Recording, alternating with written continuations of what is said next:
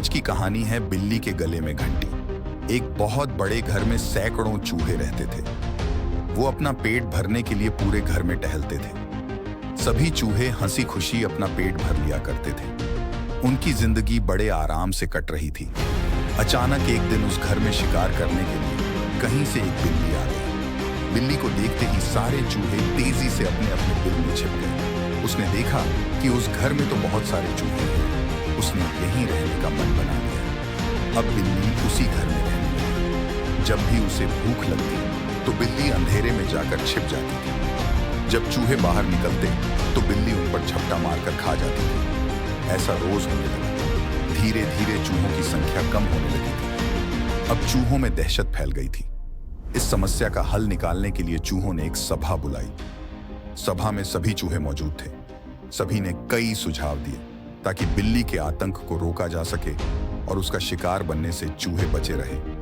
किसी का सुझाव ऐसा नहीं था जिससे बिल्ली का आतंक रोका जा सके। सभी चूहे बैठे ही थे कि अचानक से एक बूढ़े चूहे ने सुझाव दिया। उसने कहा कि हम बिल्ली से बच सकते हैं, लेकिन उसके लिए एक घंटी और धागे की जरूरत पड़ेगी। बूढ़े चूहे ने कहा कि हम बिल्ली के गले में घंटी बांध देंगे और जब वह आएगी तो घंटी बजने से हमें खतरे के बारे में पता चल जाएगा।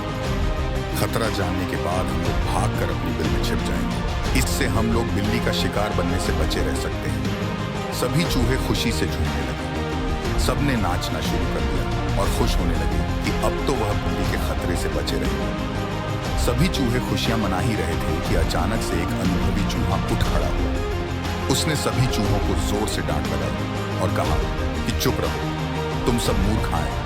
उसके बाद अनुभवी चूहे ने जो कहा वह सुनकर सभी का मुंह उतर गया। चूहे ने कहा कि वो सब तो ठीक है, लेकिन जब तक बिल्ली के गले में घंटी नहीं बंध जाती तब तक हम सुरक्षित नहीं हैं। अब तुम सब पहले ये बताओ कि आखिर बिल्ली के गले में घंटी बांधेगा कौन?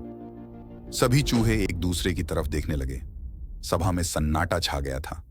सभी चूहे निराश हो गए।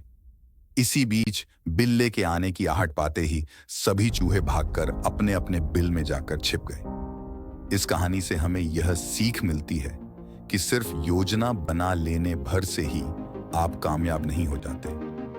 उस योजना को लागू करने के बारे में भी सोचना चाहिए। उससे पहले जश्न मनाना बेकार है। ऐसे ही कहानियां सुनने के लिए हमारे हिंदी कहानियां चैनल को लाइक, शेयर और सब्सक्राइब जरूर करें।